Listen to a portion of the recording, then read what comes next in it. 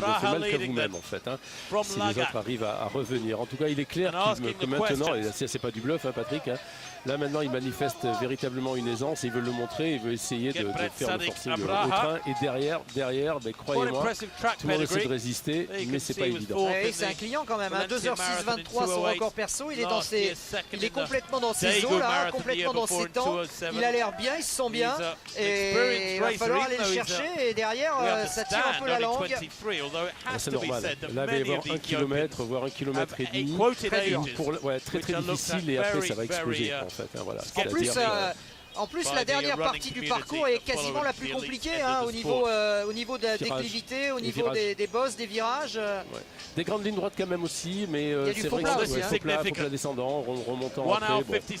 Bon, je vais vous dire, c'est pas voilà, c'est exactement ce qu'on disait, c'est-à-dire que maintenant ça va s'étirer un petit peu, tout le monde essaie de résister, mais vous pouvez résister 1 minute, 2, mais au bout de 3, c'est pas jouable. Juste un petit détour, Christophe Baudouin, notre réalisateur, par Benjamin Malati, tout ça pour vous dire que nous avons reçu un message de Johan Diniz, notre champion du 50 km marche, champion du monde, recordman du monde, et qui dit il faut tout recommencer de zéro, il faut tous faire des sacrifices. Et il faut qu'il y ait un gros travail de fond et recréer les fondations du marathon français. C'est vrai qu'il n'y a plus de marathon. Oui, ça fait un moment, mais il est peut-être temps de prendre les choses en main, parce que quand on voit un garçon comme Benjamin aujourd'hui et sa détresse, eh bien lui avait envie de venir, et peut-être qu'il aurait fallu, comme le dit Bob, peut-être l'aider un peu plus par rapport à son projet. Oui, surtout ce qui est un petit peu angoissant pour lui, c'est 2 ans, une année de progression de 13 à 2,12, et puis après 2 ans où il se recherche. Donc c'est vrai, c'est pas comme le 100 mètres, vous faites pas un marathon tous les dimanches, vous avez une contre-perte, vous repartez pas 15 jours après. Mais c'est vrai quand même qu'il y a une petite interrogation par rapport à ça, et on lui souhaite de trouver les clés. En tout cas, l'Éthiopien à bras, fait des dégâts en 1 km. Oui, Kanda a sauté là, Kanda qui était tout à l'heure, qui caracolait en tête du groupe, c'est fini pour lui. Vous voyez qu'on passe d'un état d'euphorie à un état d'abattement en quelques centaines de mètres. Et pour Kanda, bien sûr, c'est terminé.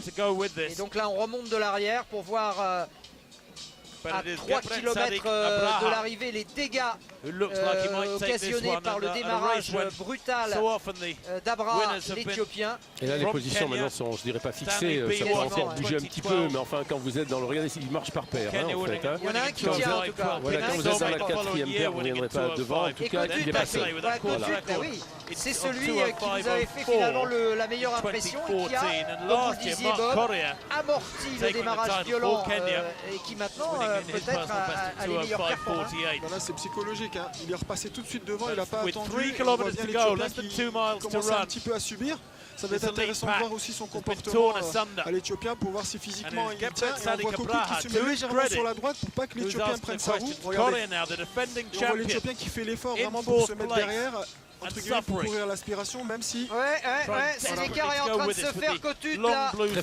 Kotut est très fort sur ses appuis en fait. Hein. Oui. Alors c'est vrai que sa position de bras est un petit peu enfin, je dirais, elle n'est pas standard, mais enfin ça c'est pas important. Hein. Les épaules sont mobiles, mais il est très fort en appui. Court en plante hein, d'ailleurs, hein, regardez bien. Hein. Il court en plante, alors bon, il y a beaucoup de discussions par rapport à ça, il ne faut pas chercher. Hein. Chacun a son style, il y a même des Kenyans qui posent le talon, hein, mais ça roule vite.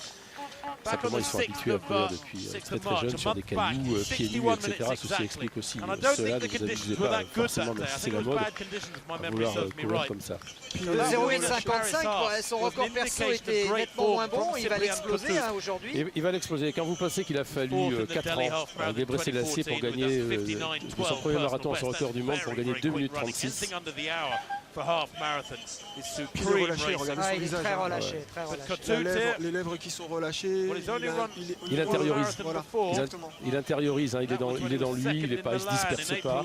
C'est son jour. C'est son jour à Kotut, on l'avait vu depuis tout à l'heure, depuis le 30e, quand il a montré le bout de son nez. Et là, les dégâts sont importants. Stéphane est toujours avec nous.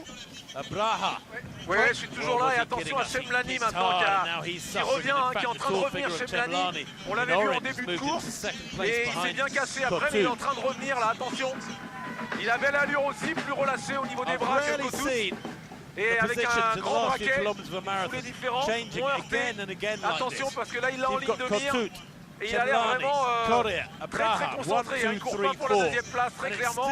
Il court en portant son regard droit sur le dossard de Kotout. Il n'est pas loin, hein. Il n'est pas loin du tout. Il est à quoi? Il est à 4 secondes, 4-5 secondes. Ouais, là c'est rien du tout, 4 secondes. Surtout qu'il reste 2500 mètres, je vais vous dire, c'est rien.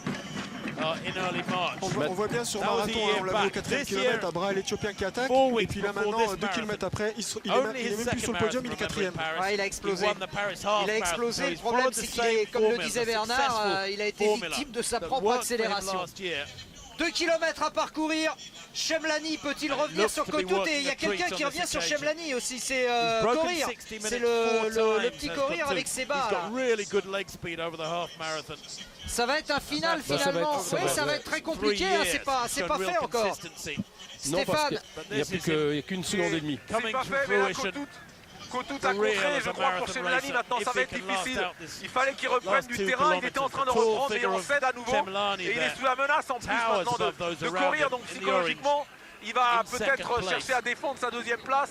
Et donc ça va faire les affaires de Kotout. C'est vrai que Kotout était dans sa course, il avait lâché les autres, il ne s'est pas forcément retourné. Alors ce dernier ravitaillement, celui qui pose toujours problème, faut-il le prendre ou pas le prendre en 2 km, c'est pas forcément lui qui va vous aider, mais là l'écart est reparti à nouveau effectivement. Et c'est terrible parce que Chemlani qui était conquérant il y a à peu près 30 secondes de ça, et bien maintenant il est résigné. Il est bien Kotout, je pense que non, on va pas aller le chercher, on va pas aller le chercher. Mais alors comment il a été renseigné parce qu'il s'est pas retourné? Non, au début il était dans sa course, il avait lâché, peut-être après il a senti, on lui a dit peu importe. Enfin, je pense qu'il a eu les capacités de réactivité, je dirais sans violence, à son aise, il est véritablement en dedans. Mais c'est comme ça le marathon. Un jour vous volez, puis le lendemain vous vous ramassez. Les virages, c'est pas ses jambes, les virages aussi, mais là il prend du droit, ça va. Le petit Korir, ça y est, il est passé, Chemlani s'est fait passer, Bob. Le petit Korir était très loin, il était avec Mika Kogo, 50 mètres derrière, il voyait bien 2 km après, il est en 2e place, il fait le forcing pour revenir, mais pour revenir à Kokout, il a maîtrisé sa course, surtout quand ça a commencé à accélérer, puis il a contré au moment où il fallait. Il a fait en fonction de ses moyens aussi du jour, et puis sa course c'est vrai que sur cette distance-là, je dirais que c'est pas le dernier kilomètre, c'est le dernier tour du 3000 mètres, donc c'est beaucoup plus, on a beaucoup plus le temps de voir et d'expliquer les choses, d'expliciter. Par contre, c'est vrai qu'il est surprenant avec son, je dirais, son centre de gravité. Il court penché un petit peu. Putain, un petit peu plus de la composante. Oh là, c'est rigolo. De la composante, je dirais, de la propulsion en fait. Voilà, il pousse plus qu'il ne va tracter. C'est son style. On va rentrer dans le dernier kilomètre. Chemlani va essayer de sécuriser sa 3e place. Korir, lui, la seconde, et devant, vous le voyez. Non, pour la deuxième, c'est pas fait, mais pour la première, en revanche, c'est dans la poche. Regardez, imperturbable, aucun rictus. Il a un équilibre parfait au niveau ventilatoire. On voit qu'il a un équilibre parfait, en fait. Il est absolument pas en détresse. J'ai l'impression qu'il pourrait enchaîner avec un deuxième marathon. Oui. Non, mais franchement, il n'y a pas de signe de fatigue. Mais quand vous êtes comme ça, vous pouvez tenir 2 km de plus. Voilà. Un rapport poids-puissance idéal, et puis au niveau de sa foulée, il pourrait encore gagner en économie, parce qu'il a fait aujourd'hui. Il va battre son record de plus d'1 minute, ça va être un gros succès, puis ça peut être aussi un futur grand marathonien. Pour la deuxième place, effectivement, rien n'est fait encore. Est-ce que Chemlani, qui s'accroche à la foulée de Korir, a les ressources pour sprinter? On va voir.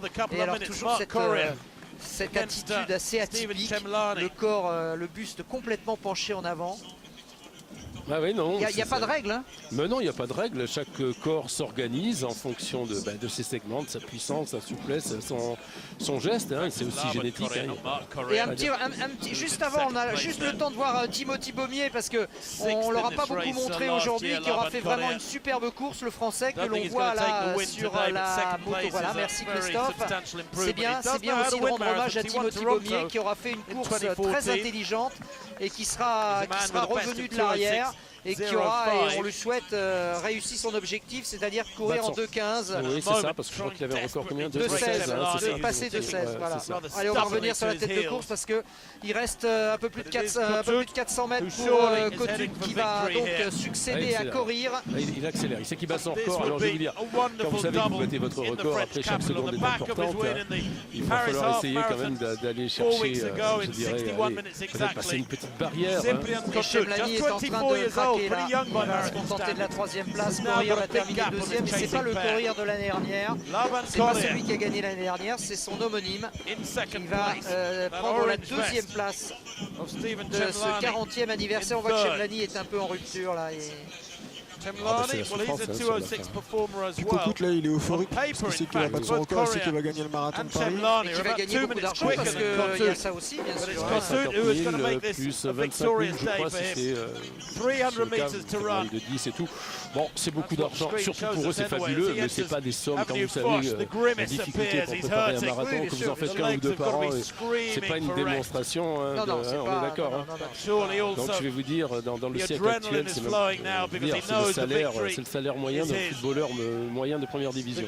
Et c'est pour le Kenya l'occasion de faire vivre toute sa famille, voir son village. Avec 75 000 € et tranquille 40 ans. Allez, on va saluer Kotud, vainqueur donc de cette 40e édition du marathon de Paris avec un chrono qui va être à mon avis légèrement supérieur à 2:07. Non, ça non, moins de 2h07 certainement pas, mais je pense il sprint quand même. Il veut réussir moins de 2h07. Vainqueur donc de cette 40e édition. He will be the victor of the 40th edition of the Schneider Electric Paris Marathon. The champion in 2016 crosses the line just outside 2:07. 2:07.11 there, unofficially for Kotud. Brilliant run. And he was able to finish with a flourish. Je ne sais pas s'il y a déjà eu ça, quelqu'un qui a gagné le Smith Paris et un mois le marathon de Paris. Exact, c'est le vainqueur du semi, vous avez tout à fait raison. Il avait repéré parfaitement le parcours, courir 2e. Et Chemlani 3e. En semi, oui, enfin oui, en semi un mois avant, c'est jouable. Enfin, disons qu'il est dans un mois de grande forme en fait. 1, 2, 3 for Kenya then. Bon alors cherchez pas, c'est Afrique de l'Est. Ah oui, comme d'hab. Comme d'hab, et ça va continuer d'ailleurs avec les arrivées. Voilà Kogo, donc le coureur de 10 000 qui continue son apprentissage sur marathon, mais ma foi, 4e place, pas mal. But he does make it a wonderful day at the races for the Kenyans. Quelques petites secondes. 2:08.03 unofficially there. Alors tous ces garçons-là, vous les croisez là-bas à Item. Ouais. In 4th place. Ouais, j'ai l'occasion de les croiser, mais ce qui est intéressant sur ce marathon aujourd'hui, c'est qu'on a eu un marathon entre guillemets humain en 2h07. On a eu une course progressive et surtout on a eu une lutte d'homme qui nous a donné envie de regarder le marathon. Maintenant, c'est à nous Français de prendre cette émulation, de s'entraîner très dur, de recommencer, comme a dit Johan, les bases et de pourquoi pas l'année prochaine d'avoir beaucoup de Français au marathon, parce que pour moi c'est pas normal qu'il n'y ait pas plus de Français au marathon de Paris parce qu'on est quand même chez nous. Ouais. Mais vous savez, les minima sont très justes, donc pour optimiser, vous n'allez peut-être pas forcément les faire sur Paris. Si votre rêve est de faire les Jeux, vous allez plutôt aller en Europe ou ailleurs. Bien sûr, c'est logique aussi. Sa programmation, ça permet, moi je souhaite aux Français de se rapprocher le plus possible des minima, que ce soit Johan Durand, que ce soit les jeunes qui sont là, qui sont motivés, qui ont du talent pour réussir. Voilà Timothée Baumier, on peut parler de lui aussi aujourd'hui parce qu'il nous a fait une course très intelligente, très sage, et il va terminer premier français au moment où Kanda, qui était aux avant-postes tout à l'heure, en termine à son tour, complétant l'archi-domination des Kenyans. Bien sûr, mais surtout il ne faut pas imaginer qu'il y a 36 000 Français qui vont aller ailleurs, il n'y a pas beaucoup de monde. Timothée Baumier qui a passé un mois à Item aussi, durant le mois de février, c'est pour ça que je l'ai vu, je savais qu'il était en forme, et je suis vraiment content pour lui aujourd'hui.